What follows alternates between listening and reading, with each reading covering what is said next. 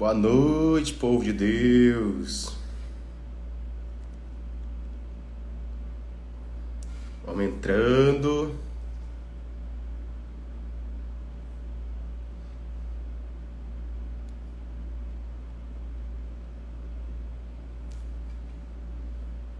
Deixa eu ver as solicitações.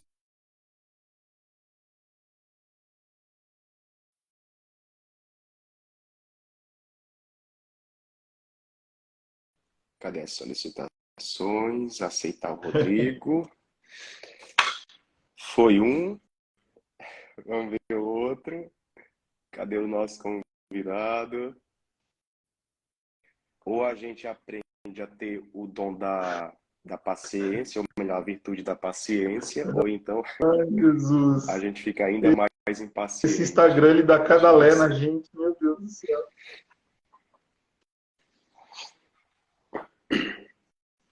A E isso, a live fica Gisele sempre perguntou, salva, tá, sempre, Rômulo? Aí já sempre a gente deixa, subiu. nos dois perfis.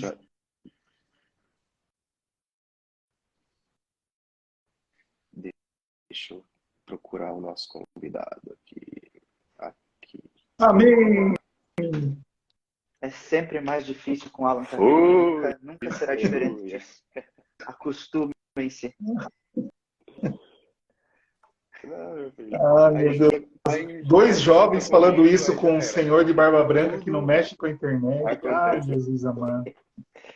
É sempre mais difícil com Alan Carreon. Eu sempre brinco com o pessoal. Quer Sempre fazer uma live comigo? acontece. Esteja preparado para intempéries. Porque é o que mais acontece quando Alan Carreon é convidado para uma live. Ah, mas que alegria tê-lo aqui, meu. É Que para alegria exercitar tê-lo A a aqui, meu. virtude da alegria é toda paciência. minha, meu irmão. Meu irmão corintiano, né? Ainda vou fazer tu mudar de time. Mas a paciência, acho que quem acompanha aí o meu trabalho sabe que é um negócio que ultimamente não tem faltado muito aqui.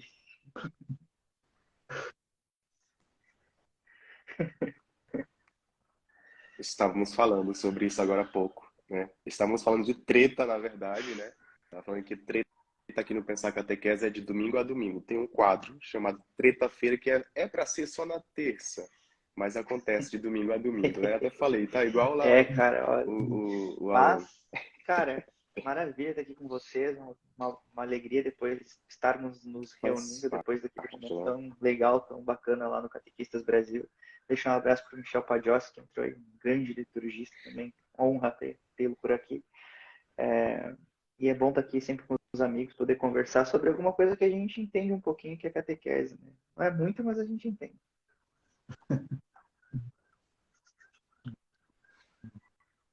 Imagina, a gente que agradece, né?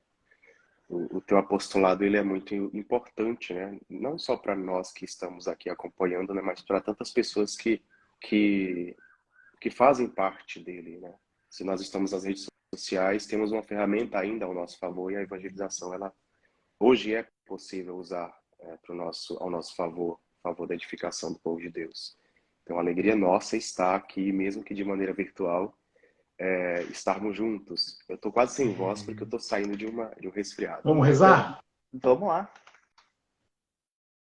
Em nome do Pai, do Filho e do Espírito Santo. vamos. Amém. Senhor nosso Deus, queremos te pedir nesta noite a presença viva do teu Espírito Santo em nosso meio, para que nós, catequistas aqui, possamos somente falar aquilo que é o desejo do teu coração, Senhor. Para que de verdade, em nenhum momento seja colocado através de nós o nosso desejo, a nossa vontade ou as nossas palavras, mas somente a tua. E hoje, Senhor, nós queremos falar principalmente de tua Mãe Santíssima. Ajuda-nos, Senhor, a olhar sempre para a tua mãe como modelo para a nossa vida, para as nossas escolhas. A primeira catequista, que seja sempre modelo para nós. Ave Maria, cheia de graça, o Senhor é convosco. Bendita sois vós entre as mulheres, e bendito é o fruto do vosso ventre, Jesus. Santa Maria, Mãe de Deus, rogai por nós, pecadores, agora e na hora de nossa morte. Amém. Em nome do Pai, do Filho e do Espírito Santo. Amém. Oficialmente, Amém. Bom, Para quem Meu não me irmão, se conhece, meu apresente. nome é Alan Carrion. Para quem não me conhece, acredito que continue sendo, né? Onde eu saiba. Para os católicos catequistas, para os protestantes herege, né? Então, estamos mais ou menos por aí. Trabalho no Instagram desde 2018, na internet desde 2015, quando comecei com a afinada página Um Jovem Católico. Depois eu me casei, tornei um pai, então não, não combinava lá ter aquela postura muito jovem. Sempre fui perseguido pela treta, às vezes eu as causava, às vezes eu apenas as atraía. Não é algo que eu me orgulhe, mas é aquela questão, se a gente está defendendo a verdade a quem ela incomodar, o incomodado virá ao nosso encontro. É o que tem acontecido aí nos últimos meses, né? A gente teve um crescimento no Instagram muito forte, assim, sempre quando eu falo a gente é porque aqui a gente trabalha eu e minha esposa, né? Então a gente se trata aqui os nossos trabalhos como uma equipe, então a gente faz tudo junto. Não poderia estar aqui agora se ela não estivesse fazendo a Teresa dormir. Então é um trabalho em equipe. E tivemos um crescimento muito grande no Instagram nesses últimos tempos aí, porque eu relutei muito a entender que o Instagram queria e privilegiava vídeos curtos. Eu sempre fui teimoso, dizendo, eu não vou me render a ficar fazendo catequese em 1 minuto e meio. Aí eu descobri que eu tenho um bom poder de síntese, algo que eu não sabia que eu tinha. Então, aprendi a sintetizar algumas coisas complexas em 1 minuto e meio. Claro, sintetizar, eu não estou dando a doutrina em 1 minuto e meio, seria muita pretensão minha dizer isso, né? Então, basicamente é isso. Eu não faço um trabalho de apologética, embora eu acabe fazendo de alguma forma, né? Porque a apologética ela tem o sentido de defender a fé, né?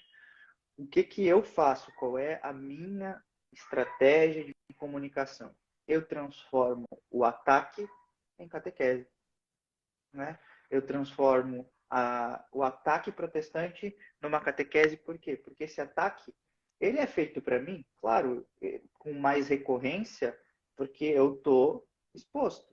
Mas esse ataque também é feito na mesa do almoço, num coletivo, num grupo de amigos, às vezes um ataque mais sutil, outras vezes uns ataques mais fortes. Então, eu tento trazer a mesa do católico, ser aquela pessoa que estaria sentada ao lado dela e responderia aquele tio protestante, aquele primo ateu, nesse sentido. Então, é esse o trabalho que eu busco realizar aqui no Instagram. Se os números dão um sinal de algum sucesso, então há algum tipo de sucesso nos últimos meses, mas o número não diz nada. O importante é que, se lá no final da minha vida, Deus olhar para mim e falar assim, ó, estes são teus frutos e estas são tuas dívidas. E aí, fazendo ali a subtração, eu tenha mais frutos do que dívidas, é o que eu espero.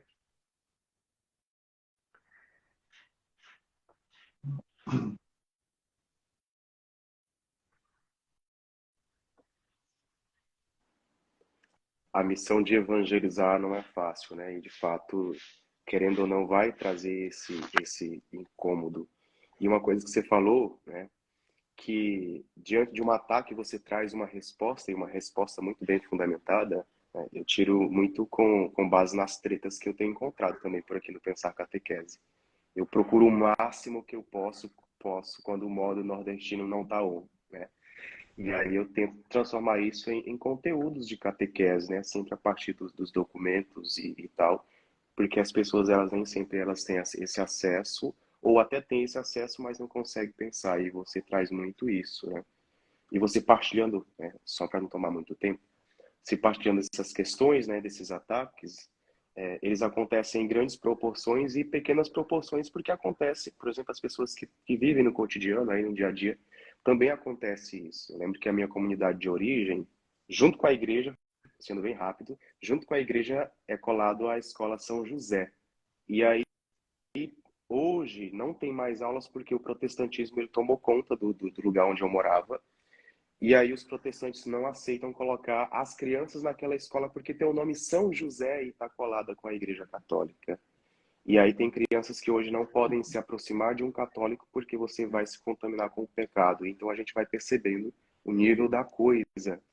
E aí eu fico olhando as tuas postagens e eu vejo assim, isso acontece, só que em pequenas proporções, Perfeito, é com exatamente isso que pessoas, com acontece. católicos, E é no triste, né? cotidiano, né? Não é que a gente, assim, eu sou o ecumênico menos ecumênico que vocês vão conhecer. Eu não sou assim de medir palavras quando me perguntam sobre protestantismo, mas eu convivo com protestantes e consigo estar com eles tranquilamente, né? Só que eu também, bom, o cara quer discutir, bom, beleza, vamos discutir. Eu sou aquele cara que dou um boi para não entrar numa briga, mas quando se trata da boiada para não sair, também não sou um exemplo, uma pessoa muito virtuosa nesse sentido.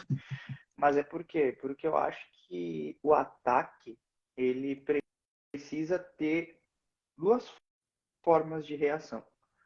Ou é você responder à altura, mas educadamente, porque educação vai desconcertar. Grande abraço para o nosso capitão do Fortaleza, Tite, um irmão, um grande irmão que está entrando aí também. Ou a gente responde à altura, o ataque com educação, sempre, jamais partir para a ignorância, porque não vai valer. Ou você vê que a pessoa não quer, não tem abertura, você percebe que a pessoa não tem abertura para o diálogo, você fala lá o que eu tenho falado ultimamente.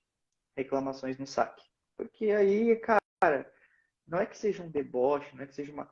É uma forma de você, tipo, dizer assim, cara, não vai te agregar, não vai me agregar e nitidamente eu não quero simplesmente sabendo que tu não tem conhecimento do assunto, chegar aqui e te dar um monte de coisa que tu vai simplesmente dar de ombros e não vai pegar para si.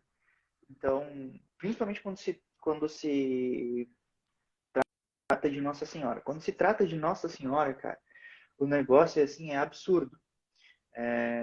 E só voltando assim à questão do meu testemunho, eu comecei a entender o que era protestantismo versus catolicismo quando eu tinha a página Um Jovem Católico no Facebook, tinha 400, 500 seguidores, alguma coisa nesse sentido, e postei um negócio assim, o que Maria representa para você? Aí começou primeiro com os católicos, né? Respondendo que Maria era a mãe de Jesus, baluarte da salvação, parará, parará, parará, tudo muito bonito. Mas depois começou a vir umas pessoas falando, ah, não pode salvar ninguém, não sei o que, e eu não sabia responder. Então, eu sempre tive essa questão, se eu não sei, eu não vou me meter aqui a falar o que eu não sei, porque senão é capaz de eu piorar a situação. Só que aí eu percebi que existe uma questão assim de tipo, cara, é o espantalho. Só que ao mesmo tempo, você vai começando a crescer na fé, você vai começando a crescer na fé, você vai começando a crescer na fé e você vai olhando para o lado, para a grama do vizinho. E eu percebi uma coisa: protestantes intelectuais, protestantes sérios, protestantes que sabem dialogar, que fazem um bom diálogo ecumênico, eles já não falam mais sobre isso, porque já é uma questão meio que batida. Claro, quando se torna, o que eles falam mais a questão assim de Maria é muito mais voltado, por exemplo, para uma possível corredenção ou dos últimos dois dogmas da Igreja sobre Maria, que é a questão da Imaculada Conceição. Por quê? Porque o protestante clássico, ele aceita que Maria é mãe de Deus e ele aceita que Maria é virgem. O protestante clássico não está preocupado se Maria teve ou não outros filhos, né? Isso é uma coisa que acontece muito na igreja neopentecostal, né, batistas, ou na questão dos adventistas. O adventista ele é muito radical nesse sentido, então ele também é um tipo de protestante. Tipo, o adventista já é visto como seita pelos próprios protestantes, né? Mas enfim, os adventistas são os que mais veem a página. São, assim, eu posso dizer sem medo de errar. Em primeiro lugar, assembleianos, da IURD, ou assembleianos, Igreja Universal do Reino de Deus, essas neopentecostais. Em segundo lugar, os adventistas, algumas vezes, raras vezes, testemunhos de Jeová. Protestantes calvinistas clássicos que não estão buscando treta, que não estão querendo, tirando aquelas pessoas que querem surfar na onda de alguém, eles não estão preocupados, eles estão num outro nível de debate, eles estão num outro nível de conversa teológica, de diálogo teológico, que também não chega até mim. Por quê? Porque eu não sou uma pessoa que trata de teologia aprofundada, alta teologia. Eles vão estar lá, vão conversar, por exemplo, com Sidney Silveira, acho que é Sidney Silveira, com o próprio Luca, que é um amigo meu que está lá nos Estados Unidos estudando tomismo na Thomas Aquinas College. Eles vão estar lá falando com o próprio Rafael Brodbeck. Eles vão estar lá, vão falar com pessoas que já estão num alto nível de teologia e a grande disputa deles já nem é questão muito relacionada a essa bobagem de adoração de imagens. Enfim, dessas coisas que para nós que já somos católicos muito bem formados, é fácil refutar, é fácil fazer com que o católico entenda. E esses caras vão estar discutindo lá soteriologia, né? Eles vão estar discutindo graça e justificação, né? Como que eles trabalham essa parte teológica mais profunda. Mas, enfim, o que eu estou querendo trazer com essa introdução toda é que nós, catequistas, nós estamos no meio termo. Nós não estamos trabalhando com a alta teologia, ao mesmo tempo que nós não estamos trabalhando com o primeiro anúncio, porque o primeiro anúncio não é a missão do catequista, né? Embora a gente faça, a gente tenha toda uma questão de querigma, mas o primeiro anúncio, principalmente para jovens e adultos, ele acontece num grupo de oração, num grupo de jovens, numa acolhida, numa primeira vez que vai à missa, e depois entra no processo catequético. O processo catequético ele é posterior ao querigma, né? Então, o processo catequético doutrinal, a gente vai entender essa questão de adoração de imagens, essa questão da veneração aos santos, na intercessão dos santos, muito mais no processo catequético, que é onde o protestante médio neopentecostal bate. Por que eles conseguiram tirar muitos católicos de dentro da igreja? Porque a promessa é fácil. Né? Você tem a literalidade da Bíblia, você tem uma interpretação deturpada, você tem a promessa de revelações, curas, milagres e prosperidade, e aquela pessoa humilde, sem conhecimento teológico, sem conhecimento doutrinal, sem base, acaba sendo fisgada por aquilo ali. Então eu digo, eu respeito muito mais, né, o protestante da alta teologia, porque ele tem uma busca pela verdade e invariavelmente lá no final da vida dele ele vai, creio eu, um achismo mesmo, ele vai se deparar com essa verdade intransponível que é a fé católica, porque quem tem busca sincera pela verdade é seduzido por ela, enquanto aquele que apenas não quer aprofundar, que quer ficar ali no raso, isso serve para católico e protestante, ele vai se chocar em algum momento com outras verdades. Só que como ele não tem base, é como diz a própria Bíblia, né? Se a tua fé não foi fundada sobre a rocha, e sim sobre a areia, então vai desmoronar. Então qualquer vento vai levar. Então, basicamente, o processo que eu faço, que não é apologético, mas acaba sendo, é justamente esse. Pegar a dúvida cotidiana do católico, que é alvo desses ataques, dessas provocações, e fazer com que ele primeiro tenha uma resposta, não para ele decorar aquela resposta, mas para que ele saiba. E eu sempre faço questão de dizer, em especial nos meus stories, não tem beabá. Você precisa ver essa resposta e depois você vai buscar as fontes. Você pega cada linha do que eu falei, você transcreve o meu vídeo e você vai dizer, ó, tá, o Alan falou que Maria foi preservada do pecado original. O que é o pecado original? O que é a preservação do pecado original? O que é a redenção universal? E aí você vai começando a achar os pontos e vai ligar e você vai ver que a igreja é perfeita. Não tem erro, né? Eu me converti de verdade, claro, querendo estudar um pouco mais sobre a Igreja Católica, mas das dúvidas que eu tinha também. Das dúvidas que eu tinha também. E vou ter dúvidas a vida inteira. Ou vocês acham que às vezes eu não estou ali vendo um questionamento protestante e dizer, isso aqui até que faz um certo sentido. Mas aí depois vai lá, tu passa até que faz um certo sentido, tu senta, tu pega um Denzinger da vida, tu vê a continuidade da igreja, como que lá no século III as coisas estão perfeitamente unidas com o século XX, depois que está perfeitamente unido com o século XXI, entende? Então é isso que, quando eu tenho uma dúvida, eu submeto as minhas dúvidas à fé da igreja. E aí, então, aí vem toda a questão de testemunho, de vivência.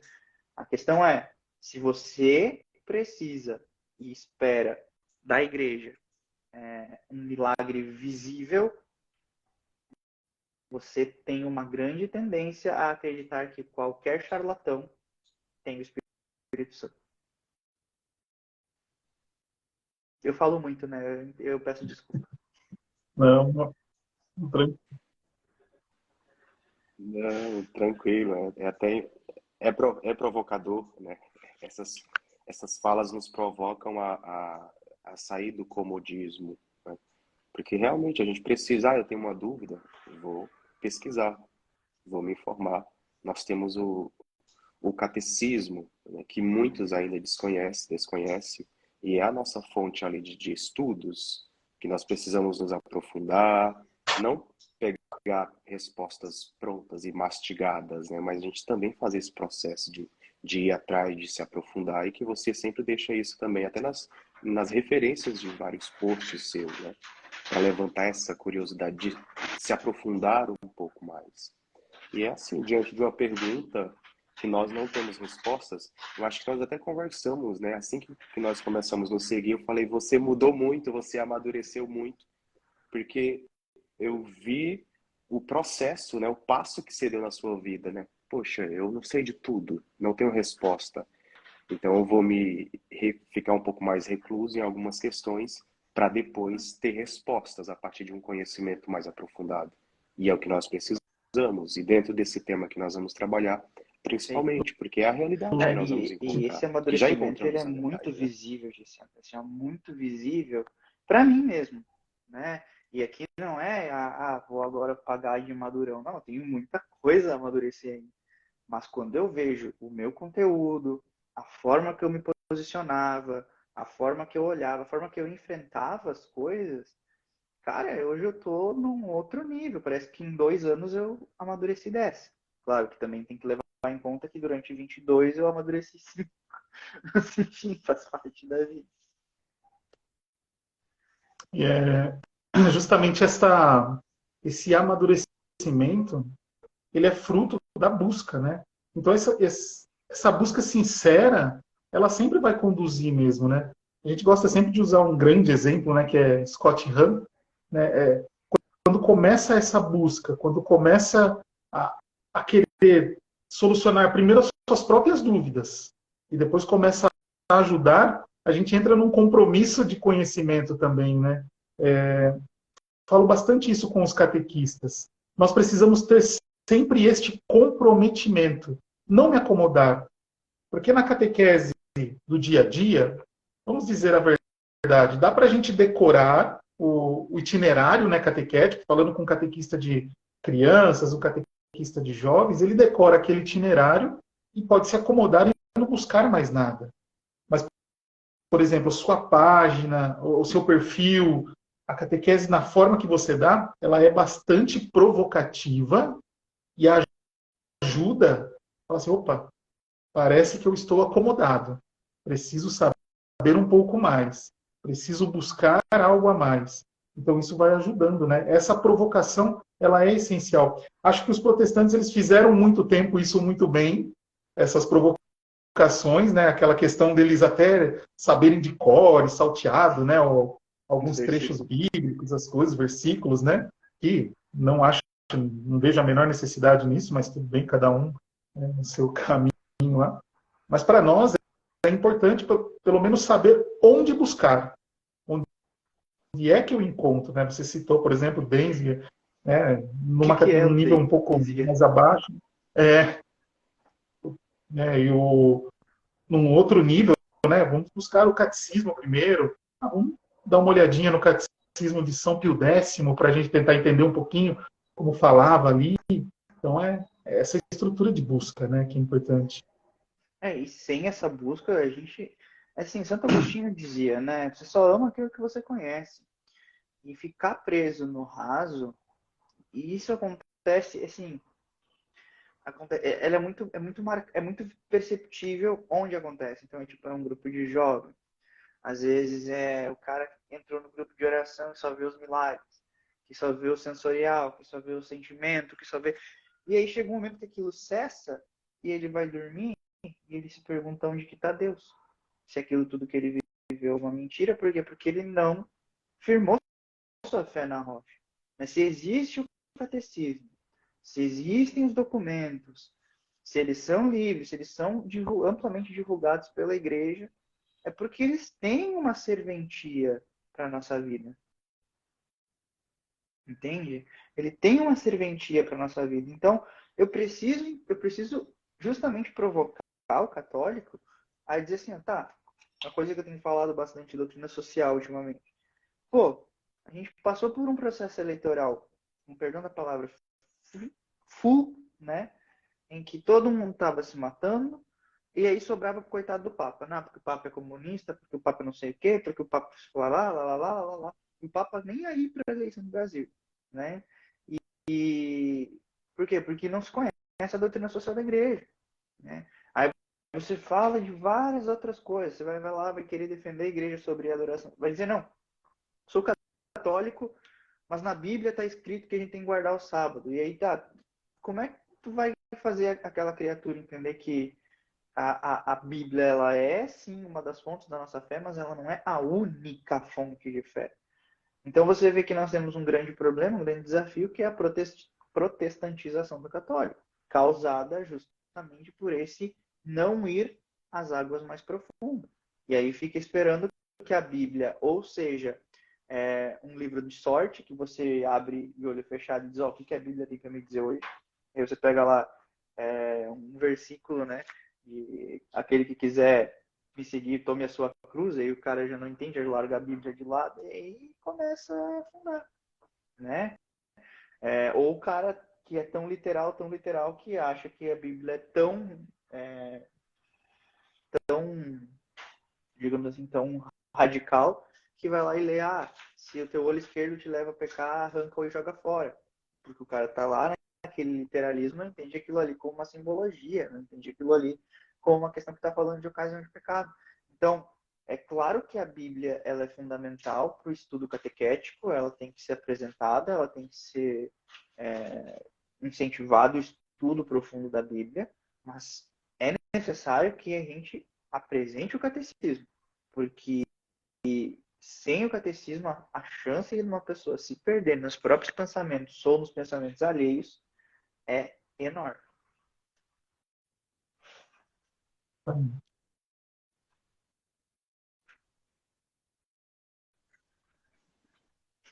Exatamente. Nós começamos a falar e nem nos apresentamos, né?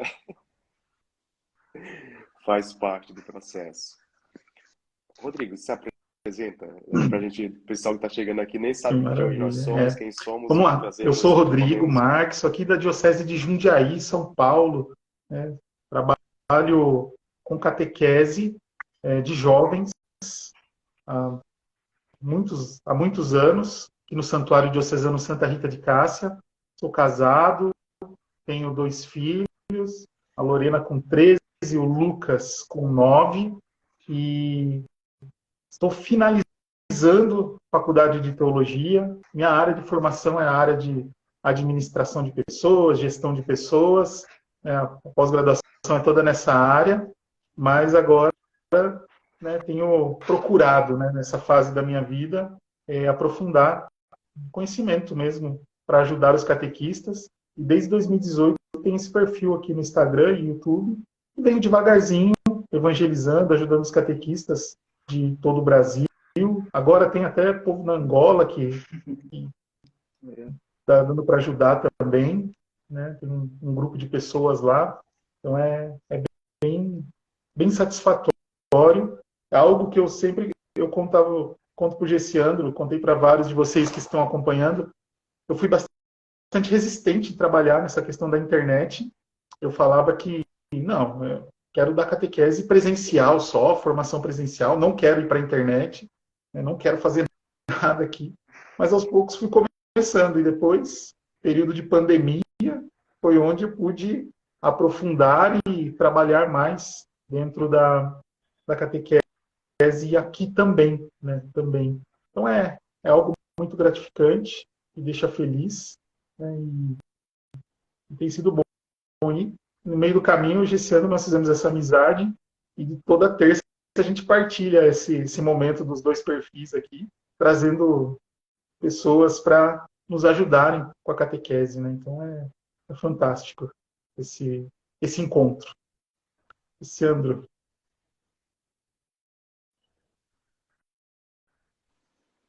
Muito bem.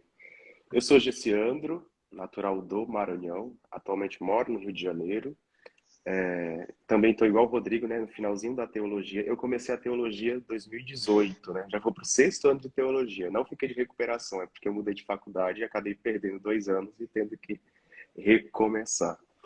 Tenho graduação em filosofia, na época que eu fui religioso, e também tenho algumas especializações na área aí de humanas e na área pastoral também. Aconselhamento e psicologia pastoral, psicoterapia, psicopedagogia e agora tá catequese e pedagogia catecumenal. Mas, em resumo, é só para saber servir um pouco mais, né? Esse é o nosso objetivo. Atualmente não estou nem na coordenação e nem como catequista, porque eu tenho viajado bastante. Até ano passado estava como coordenador da catequese e esse ano, devido ao excesso de trabalho, de viagens, eu não consegui dar conta e conseguir conciliar tudo isso e não dá para fazer de qualquer jeito, né? Mas tenho buscado ajudar aí, assim como o Rodrigo, o Alan também, que tem feito muito esse trabalho, ajuda na formação do povo de Deus, de modo geral. Aqui no Rio de Janeiro eu participo, mudei de paróquia, participo da paróquia São Sebastião, que fica atrás da minha casa, literalmente. E desde 2018 que eu tenho estado nas redes sociais, né? Assim como também o Rodrigo, nascemos quase no mesmo período aí, a nossa presença nas redes sociais. Mas antes disso, sempre gostei de fazer um trabalho na área da catequese e principalmente na área da formação de catequista. E é esse o nosso objetivo. O meu objetivo, o objetivo do Rodrigo, o objetivo do Alan, é ajudar na formação. E aqui estamos nós, nesse quadro que sempre tem Não, nos eu sou o Alan. ajudado a aprender cada vez mais. Hoje eu esqueci de falar que depois de 5 ou 6 anos eu voltei a dar catequese presencial, porque eu trabalhava e estudava, então trabalho de noite, então durante a semana eu não conseguiria, mas fui solenemente convocado pelo nosso pároco da capelania militar, o padre Diego Baltz, para assumir a crisma do Colégio Militar aqui de Santa Maria. Então, esse ano voltei a dar catequese. Tem sido um desafio maior que responder protestante aqui no Instagram.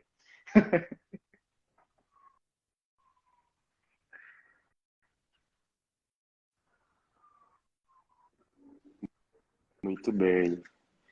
E é isso aí, vamos lá falar um pouco do tema que o Alan sempre está partilhando e eu estou sempre salvando os posts dele, os vídeos, né? E descrevendo e reescrevendo. Ele vai falar um pouco para nós sobre Mariologia, que é um assunto que pega na catequese. Então, é com você, meu Bom, caro. Você já fez vamos lá. introdução, já Que de partilhou? fato é o estudo da Mariologia? Né? Eu começo dizendo que a Mariologia nada mais é que uma ramificação da Cristologia. Né? Isso não há não há dúvida nenhuma, porque tudo aquilo que acontece com Maria é pelos méritos de Cristo e por conta da missão de Maria em função do Cristo. Né? Então a gente pode começar a entender a Mariologia de seguinte forma. Da mesma forma que o pecado entra no mundo por um homem virgem, imaculado, puro, enfim, e também por uma mulher virgem, até aquele momento também imaculada, pura, que sucumbem à tentação e pecam pela soberba porque quiseram ser como Deus. A salvação entra no mundo por uma mulher, e aí entra no mundo mesmo, né? Porque Jesus se encarna, é gerado no ventre de Maria, gestado por 9 meses, nasce de forma totalmente humana. Então, a salvação entra no mundo por uma mulher virgem, pura, bela, imaculada, e um homem virgem, puro, belo, imaculado, é aquele que refaz a aliança do povo de Deus, né, com o Criador. Bom, então a Mariologia ela tem esse sentido de apontar os caminhos para Cristo por meio daquilo que Maria ou daquilo que Deus realizou em Maria. Então, o centro da Mariologia são 4 grandes dogmas proclamados pela Igreja, né? 4 verdades de fé que apontam de maneira efetiva para o Cristo. Então, vamos lá. O primeiro dogma mariano, maternidade divina, Theotokos, né? Mãe de Deus, Deípara, geradora de Deus, como quiser chamar. Por que ele foi proclamado? Por que esse dogma precisou existir? Era para engrandecer Maria ou para entender aquilo que Jesus é? Então, esse é o primeiro ponto. Olha aí, grande mestre da apologética, Peter Martins, entrando aí na nossa live também. Grande abraço, meu irmão. Então, o primeiro dogma mariano, ele serve justamente para apontar uma realidade cristológica, que é Jesus ser perfeitamente Deus e perfeitamente homem. Por quê? Porque existia na igreja primitiva, alguns hereges, ou como a gente fala, vai me fugir o nome, heresiarcas, né? Da mesma forma que nós temos os nossos patriarcas, há os heresiarcas, que são bispos hereges condenados pela própria igreja. Entre dois deles, os grandes expoentes dessas heresias, Ário e Nestório. Ário retirava de Jesus a sua divindade. Era como se Jesus fosse apenas um homem, né? Em que Deus o abençoou de alguma forma. Enquanto Nestório, né, via um excesso de pessoas. Então era como se Jesus fosse uma pessoa divina e uma pessoa humana, entende?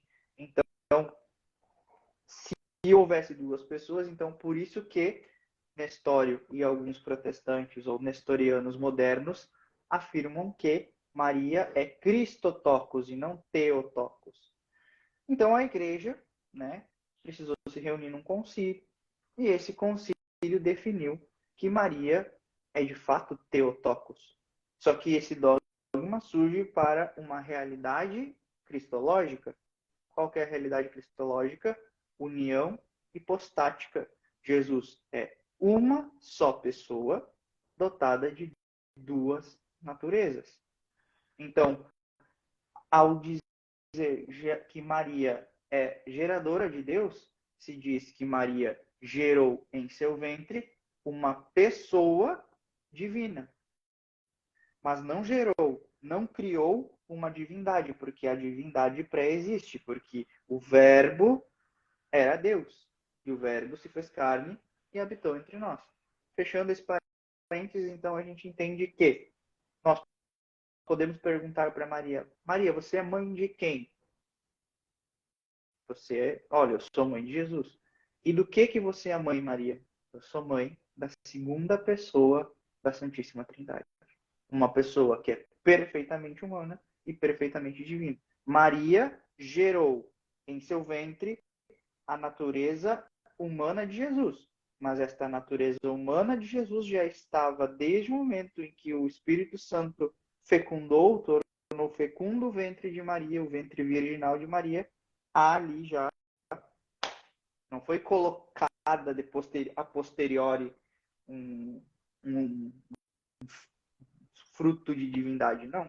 Jesus é fecundado, né, pelo Espírito Santo no ventre de Maria e há ali já a sua natureza divina e a sua natureza humana.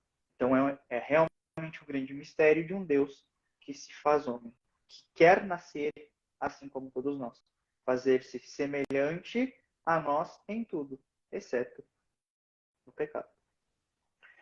Bom, depois nós temos um segundo dogma, que ele é bem objetivo. Maria é sempre virgem, antes, durante e depois do parto. Ou seja, Maria, uma coisa que ficou muito clara é que Maria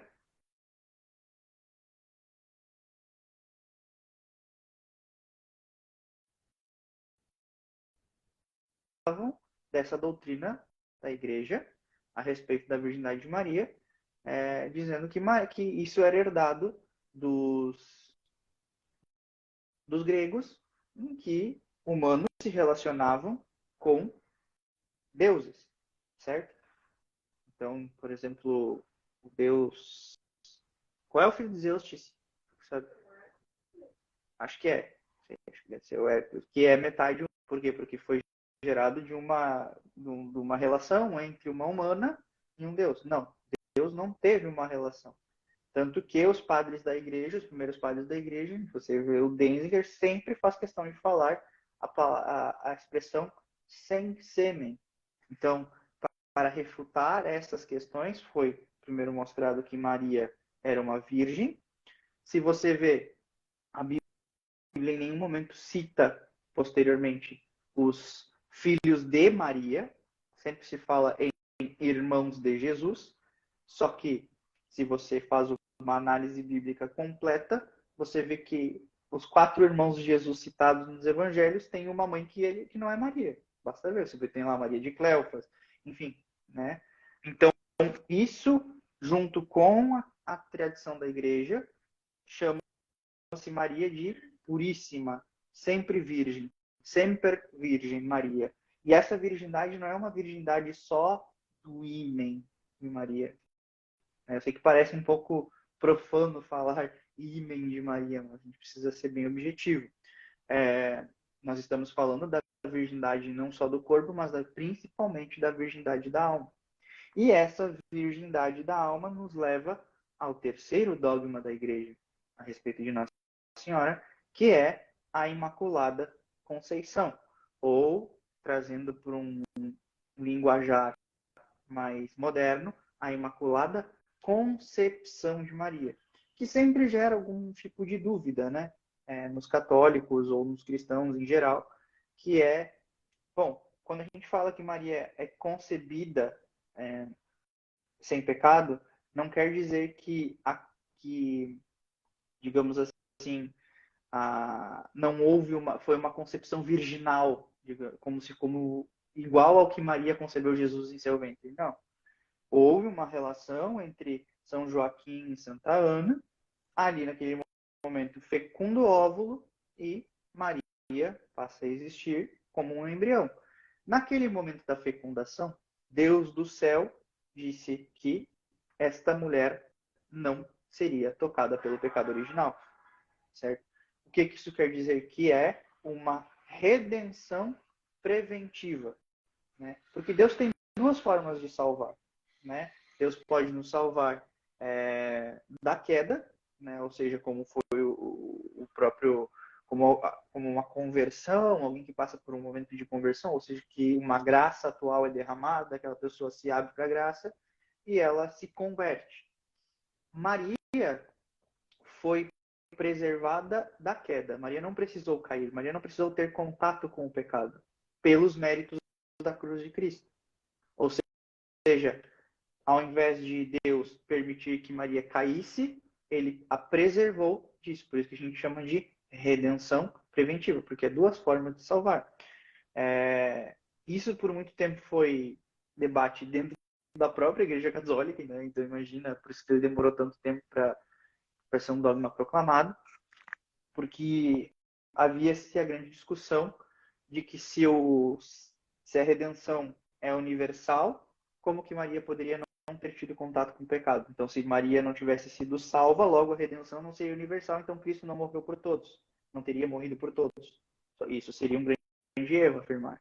Então, o grande Duns Scoto, para provar isso, né, mostra que, por conta da dignidade da missão de Maria de ser a mãe do Senhor, por conta disso, e para que o Senhor não tivesse contato com um ventre impuro, Deus predestinou Maria a ser mãe da sua encarnação e a preveniu da queda. Ou seja, tirou de Maria o pecado original. Então Maria foi salva por Cristo na cruz, porque os méritos da cruz de Cristo são atemporais. Então Cristo, quando ele morre na cruz, ele morre por todos aqueles que vieram antes dele, todos aqueles que existiram durante o tempo em que ele estava presente no tempo, e também por nós que estamos no futuro, porque os méritos da cruz de Cristo são atemporais. Então Deus derrama aqueles méritos sobre Maria no momento da sua fecundação, da sua concepção. Então Maria, assim como Eva, era totalmente pura, não tinha concupiscências, não tinha predisposição natural ao pecado, só poderia pecar se fosse sucumbisse a uma queda. E qual que é a grande prova disso na Bíblia? Nenhuma outra mulher é dita como bendita entre todas as mulheres e nenhuma pessoa nas Escrituras é mostrado da plenitude da graça. Por isso que o anjo olha para Maria, Kaire, Keharitomene, né? Ave, cheia de graça. E alguns teólogos afirmam que essa plenitude de graça implica na exclusão do pecado. Fechamos aqui também esse dogma da Imaculada Conceição, ao qual eu tenho profundo amor. Eu ficaria horas falando só sobre Imaculada Conceição. Dá para sentir aqui. E a Tice me olhou com uma cara ali também. E aí a gente tem depois o dogma da... Tem alguma coisa com um eco. Acho que agora passou. Passou. E aí, por fim, a gente tem o dogma da Assunção de Maria. O que é a Assunção de Maria? A gente precisa separar o que é a Assunção de Ascensão. Assunção é alguém que é elevado. Ascensão é alguém que, pelas suas próprias forças, vai para o céu. Quem ascende? Jesus. Quem é assunto? Maria. Então, por conta dessa Imaculada Conceição, né, por conta de Maria não ter pecado, Maria não poderia experimentar da questão de um dos grandes males do pecado original, que é a corrupção da carne. Quando a gente está falando aqui de corrupção da carne, não está falando do pecado em si, estamos falando da carne que vira cinzas, né, ao pó volta. Então, pelo dogma da Assunção, que ele está intimamente ligado com a Imaculada Conceição, e os três dogmas giram em torno, esses três dogmas, Virgindade Perpétua, Imaculada Conceição e Assunção, eles só existem por conta do dogma da maternidade divina. Por quê? Porque todos eles são concedidos a Maria por conta do seu papel de ser Dei Genetrix, né? Ser a geradora de Deus. Então, Maria, ela é assunta aos céus e está viva, né? É um ser humano que está na glória, com seu corpo glorioso, né? Perfeitamente humana e perfeitamente espiritual. Então, Maria, eu estou falando espiritual, só para as pessoas não entenderem que agora ela se tornou um ser divino. Não, Maria não tem divindade, Maria não tem poder divino. Maria não é uma deusa. Maria foi ressuscitada na glória. Então se ela foi ressuscitada, ela morreu, aí a gente entra num problema que Pio XII não quis botar a mão. Né? Por quê? Porque ele cita na sua bula Inefabilis Deus, ou Munificentíssimos Deus, Inefabilis Deus é da Imaculada Conceição. Acho que é isso. E então ele não cita morte de Maria. Ele vai lá e fala: ao final do decurso terrestre de Maria, a Santíssima Virgem, pelos méritos de Cristo, foi assunta em corpo e alma ao céu. Então não se há certeza dogmática sobre uma possível morte ou não. Então a gente tem duas vertentes teológicas que debatem essa questão, que são os mortalistas e os imortalistas. Eu estou na corrente dos mortalistas. Né? Por quê? Explico. Porque convinha a Maria sofrer aquilo que Cristo sofreu. Então, assim como seu filho, ela também se entregou completamente. Então, por exemplo, há alguns relatos da igreja primitiva ou da igreja da Idade Média, agora não vou me lembrar exatamente, com exatidão, em que se diz que Maria teve uma morte de amor. Não foi uma morte sofrida, que Maria expirou de amor por Jesus.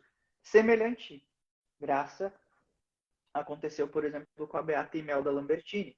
Claro, vamos separar aqui as coisas, porque Maria é muito maior que a Beata Imelda Lambertini, mas Beata Imelda Lambertini também foi uma pessoa que morreu de amor por Jesus. Ela não podia comungar, recebeu a primeira Eucaristia pela primeira vez, e ela sempre dizia: eu não entendo como é que vocês podem comungar Jesus e não morrer de alegria. E na primeira comunhão de Beata Imelda Lambertini, na sua ação de graças, ela expirou. Então, ela morreu de amor. Inclusive, um dos relatos desse milagre diz que é como se o coração dela tivesse explodido. Então, veja a profundidade. Acreditamos que tenha acontecido isso, né? Algumas pessoas chamam essa morte de dormição, né? A Igreja Oriental tinha, inclusive, uma data, uma capela da Dormitio Maria, algo nesse sentido, né?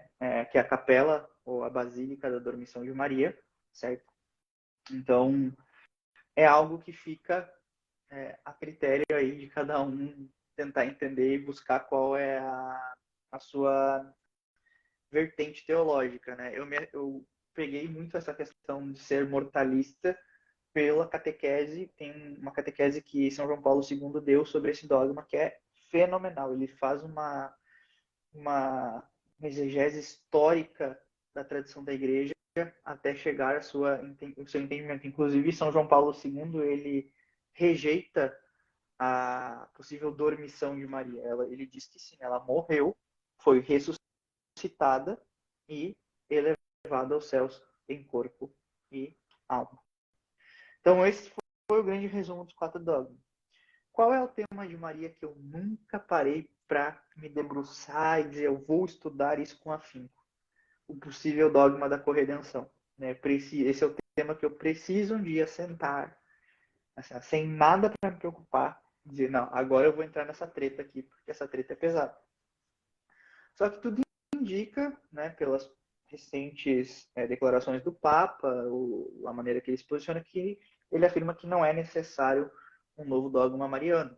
Então, o espírito de obediência silencia o meu coração e apenas fico ali especulando, embora eu acho que seria de grande valia, ainda mais em tempos tão anti-marianos como os que a gente vive hoje. Então, se vocês pararem para ver, todos esses dogmas, em nenhum desses dogmas a gente deixou de citar Jesus. E tudo é feito em vista de Cristo, dos méritos de Cristo, da missão de Maria por conta de Cristo. Então, Maria está intrinsecamente ligada com Jesus. É uma união que só não é tão perfeita porque eles são pessoas diferentes. Entende? Mas certamente o coração de Jesus e o coração de Maria pulsam na mesma frequência. Ambos corações pulsantes de amor pela humanidade, sedentos pela salvação de todos nós. Por isso que podemos dizer que Maria é rainha do céu e rainha da terra, mãe de Jesus e mãe da igreja, mãe de Jesus e nossa mãe. Eu tenho profundo amor por Maria, deveria ter mais intimidade, mas tenho um profundo amor por Maria porque eu vejo que a nossa igreja ela é completa em Maria. Nós somos uma igreja que tem um pai, nós temos uma mãe. Que bom poder dizer que a gente tem uma mãe. Que bom a gente poder dizer que somos filhos de uma igreja que não nos deixa órfãos, principalmente de uma mãe.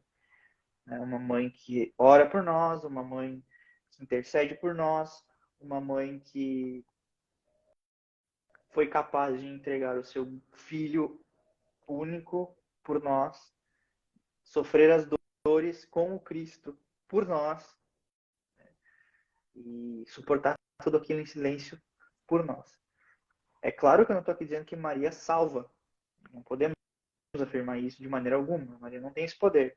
Mas Jesus quis fazer com que Maria fosse parte desse projeto de salvação, da economia de salvação que Deus deu para o seu povo. Feliz da igreja que tem Maria por mãe. É só isso que eu posso dizer. Amém.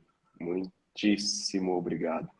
Se falando sobre nós termos uma mãe, né? Recentemente nós passamos pela Vigília Pascal e no sábado Santo, é um rito belíssimo, talvez que muitos não prestaram atenção quando o padre acendeu o círio pascal e ele mergulhou na pia batismal, né?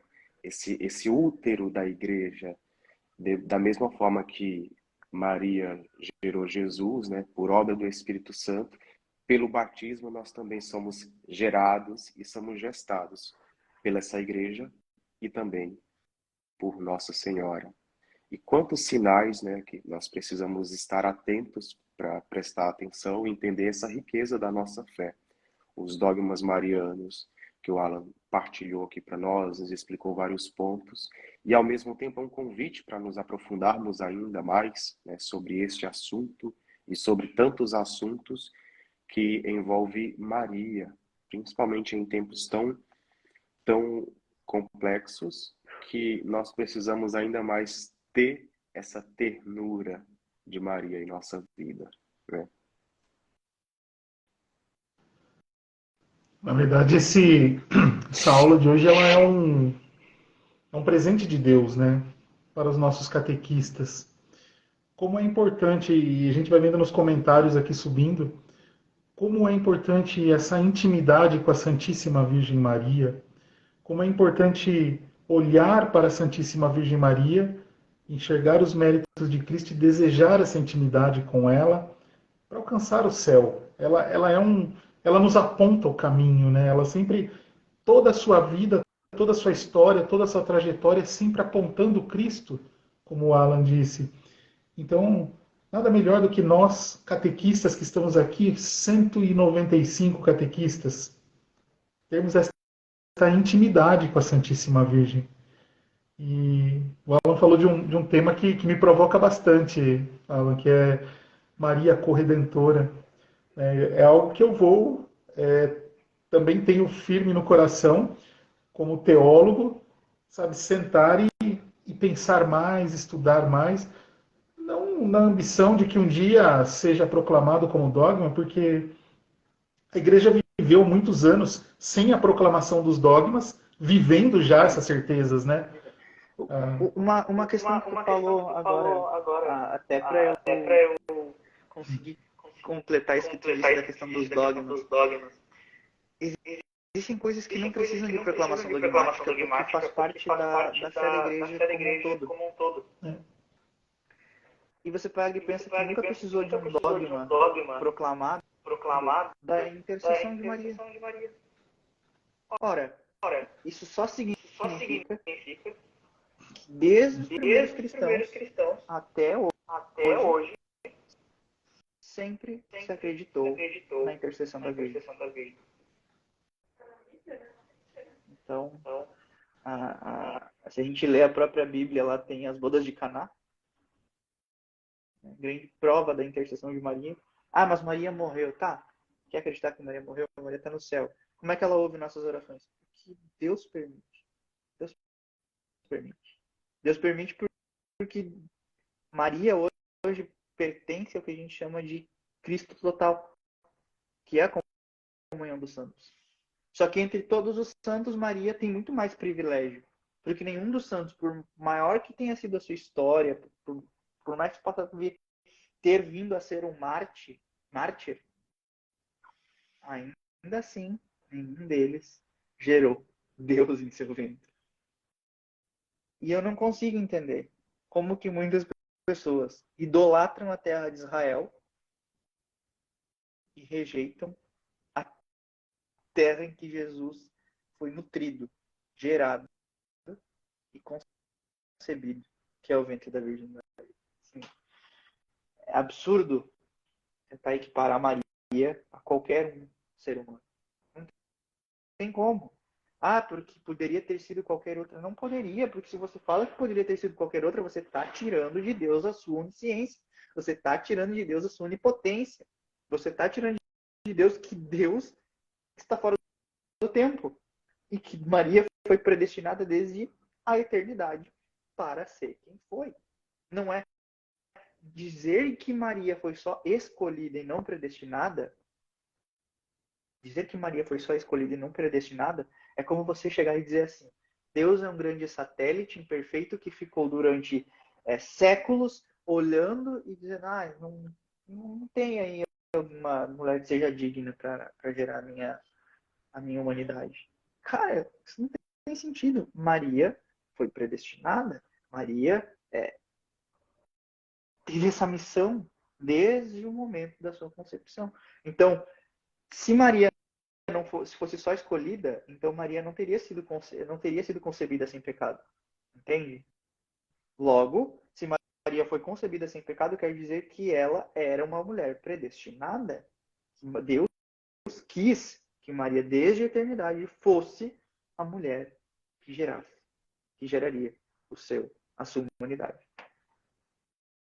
Cara, assim, eu sempre digo assim, cara, se eu não fosse católico, eu não seria cristão. De verdade. Porque se eu me sentasse para estudar, sem nunca ter tido contato com o catolicismo, e visse a maneira com que a igreja trata com carinho a questão mariológica, se eu não tivesse tido esse contato na minha vida, ainda assim, eu não conseguiria participar de uma religião que trata a mãe do Salvador apenas como uma agraciada, apenas como uma mulher honrada. Não, ela é muito mais que isso. Ela é predestinada. Não é uma deusa. Não é digna da nossa adoração. Infinitamente menor que Deus. Infinitamente menor que Deus. Mas, infinitamente maior que nós. Infinitamente mais santa, infinitamente mais luminosa, infinitamente mais perfeita, infinitamente mais unida a Deus, infinitamente mais o que você quiser. Essa é Maria. E a questão é, ela ainda assim, sendo tudo isso, ensina a nós a viver isso com humildade. E sabe por que Maria ela é a grande inimiga de Lúcifer? A gente às vezes costuma dizer que o diabo é o inimigo de Jesus, mas não. O grande inimigo da serpente é Maria. Porque Jesus é Deus, o Verbo. Maria é uma criatura. Lúcifer é uma criatura. E Lúcifer, digamos assim, antes de cair, ele era gigantesco. Ele era um ser entre os anjos, um ser de luz. Lúcifer, o anjo da luz. Você pega e faz um paralelo com Maria. Por que eles são tão opostos? Porque Maria também é um ser iluminado. Né? Assim como a lua. Você olha para a lua. Você consegue sair na sacada, na sua varanda, e olhar para a lua e olhar a luz da lua. Mas você sabe que a luz da lua não é da lua. A luz da lua vem de Deus, do sol, que é Deus. Assim como a luz de Lúcifer vinha de Deus. Só que Lúcifer acreditou que a luz dele era própria da sua natureza. Enquanto Maria sabe que a luz que ela faz brilhar uma noite e clarear as trevas não vem dela, vem de Deus. E ela se manteve humilde. Por isso que a humildade é o pecado rival da soberba. E é por isso que Maria venceu o pecado pela humildade. E por isso que Maria é tão grande na igreja mesmo. Porque sempre se colocou como eis aqui a serva do Senhor. Não eis aqui igual a rival do Senhor. Entendeu? Então, desculpa ter te cortado, Rodrigo, mas é que eu não consigo falar. Me bota para falar de Maria, eu fico uma noite inteira que eu faço um café e fico falando sobre Mariologia, porque cara, é de arrepiar. Te entendo, te entendo.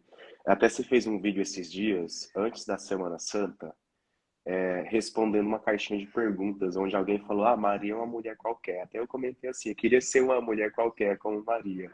Né? E aí, aquele vídeo, eu nem te contei isso, mas aquele vídeo me provocou a olhar para a paixão de Cristo pelo olhar de mãe. Eu até comecei a postar vários vídeos pequenos da paixão de Cristo, de Mel Gibson.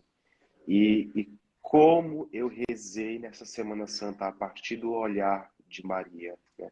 Se uma mulher qualquer, né, passar por tudo aquilo e confiar, né, na providência de Deus, na ação de Deus, saber que uma espada irá transpassar o seu coração e ainda assim aceitar com resignação essa missão, então, se ainda assim é compreendida como uma mulher qualquer, pois imagina se ela não fosse, né? E eu vi que essa tua provocação me fez olhar a paixão de Cristo pelo olhar de mãe, né? E como nós precisamos fazer, ter essa sensibilidade e essa abertura também para Deus. A exemplo de Maria, como nós costumamos falar aqui, a principal educadora na fé, né? Muito, Perfeito, né, muito olhar. bem. Pode Nossa, falar, hoje pode nós, falar, Rodrigo. hoje o tema fluiu, o nosso tempo, fomos que fomos, mas Tereza dormiu, Alan? Dormiu, espero que não acorde. Agora deixa eu deixar a minha janta aqui agora. Ah, que maravilha. Mas é uma alegria sempre muito grande falar da Santíssima Virgem Maria. A Patrícia fez um comentário aqui, né? Ela falava da. O Padre Paulo Ricardo tem um comentário que ele diz que a Igreja Católica é também uma inimiga do, do demônio por conta desse amor a Maria, dessa aproximação a Maria, né? Você não encontra isso. E é interessante essa sua fala, né? Será que seria eu cristão, né, se não tivesse a Igreja Católica? É maravilhoso. E como a gente precisa conhecer, amar e desejar cada vez mais mergulhar na grandeza da Igreja Católica. E por mais que a gente viva 100, 120 anos, nós não vamos ainda conseguir beber tudo aquilo que a Igreja nos oferece. Essa água viva desse poço de Jacó, ela não se esgota com a Igreja. A cada dia, né? A cada dia um novo ensinamento, um conhecimento, uma nova busca. É a beleza da Igreja. E é a beleza da Igreja que nos deu Maria. Né? É a Igreja que mantém essa tradição e que nos traz até hoje, manifestada nos dogmas, proclamada nos 4 dogmas marianos. Né?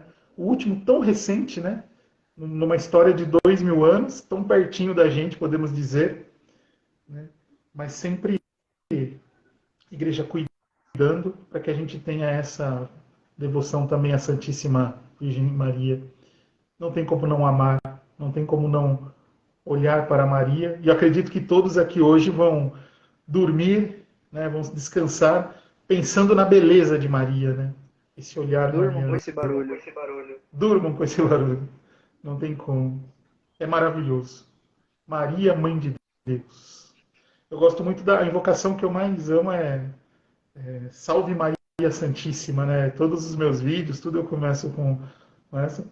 Mas você falou do dogma da Imaculada Conceição, também é o que mais me toca, né? Estudei bastante também Duns Scotus, essa proclamação. Até fica como referência para. Tem um videozinho no YouTube, tem um filme completo de Duns Scotus, vale a pena Maravilhoso. quem quiser assistir para aprofundar. É bem bonito, muito bonito. Depois eu coloco aí nos canais, coloco os links aí para vocês acharem. Salve Maria Santíssima! Salve Maria. Salve Maria. Então, antes de dar tchau, que eu tô assim, azul de fome, convido a quem veio a live aqui pelo meu perfil a seguir o Luciano, seguir o Rodrigo. São perfis incríveis, perfis da minha confiança, perfis que eu indico de verdade, então não tenho medo de segui-los. Né? São pessoas incríveis, de tato, né? De trato finíssimo, que eu tive a oportunidade de conhecê-los pessoalmente. Então, se você está aqui, chegou aqui pelo meu perfil, por favor, sigam-nos, né? E muito obrigado por cada comentário, por cada elogio aí, a gente fica sem saber como responder. Um dia eu aprendo a lidar com essas coisas, né? Por enquanto, como eu disse para os guris lá em São Paulo, eu sou apenas um guri do Rio Grande do Sul, né? Aqui do interior do Rio Grande do Sul, tentando fazer alguma coisa para ajudar. Tá? Então, muito obrigado pelo convite, pela confiança, pelo carinho que vocês têm comigo, com a minha família. E sempre que precisarem, é só me chamar que a gente vem correndo aqui. Às vezes um pouquinho atrasado, com os bugs do Instagram, mas a gente chega. A gente que agradece pelo convite, por essa catequese que foi sensacional. Nós acompanhamos o teu trabalho, né, de evangelização, a tua humildade em responder, de tirar um tempo na tua agenda, E isso é muito bonito, é um testemunho muito bonito para nós. É uma alegria nós estarmos aqui e ter essa rede de apoio onde a gente pode, olha, tá com dúvida X, Y, Z, corre lá no Alan, corre lá no Rodrigo, e a gente aprende junto, né? Cada dia a gente aprende de uma forma diferente. Nos meus arquivos está cheio de posts de vídeos salvos teu, que é uma forma também de tirar um tempinho depois e aprender e compartilhar, né? Sempre estão compartilhando vídeos do Instagram lá nos grupos do Pensar Catequese, e eu fico muito feliz porque nós vamos nos juntando, nos unindo e ajudando outras pessoas. Faço o mesmo convite às pessoas que seguem o Pensar Catequese, a seguir o Alan, a seguir o Rodrigo, que todos os dias, se você quer aprender sempre um pouco mais sobre a fé católica, quer amar cada vez mais a nossa igreja, Nossa Senhora, então tira sempre um tempinho do teu dia para ir lá, para salvar, para comentar, para aprender. Nosso processo de aprendizagem é constante. Os documentos da igreja falam isso. A catequese ela é permanente. E, de fato, hoje, quanta coisa nós aprendemos aqui nessa live que passou tão rápido que já é quase 11 horas. Então, Quê? já são, mais ou menos, exagerei, já são Ah, tá. 22h34. Mas muito obrigado, muito, muito, muito obrigado. E sabe que a casa está de portas abertas para você. Então tá, meus irmãos. Um beijo no coração, um beijo pra todo mundo que ficou aí. Eu vou comer porque eu tô com muita fome. Tá, Assim como a gente ok. tem fome de aprender, assim como tem fome de aprender, também tem fome de comer. Boa noite, Tá, gente. ok. Boa noite. Beijo, pessoal. Fique com Deus e até a próxima. Até a próxima. Tchau, tchau.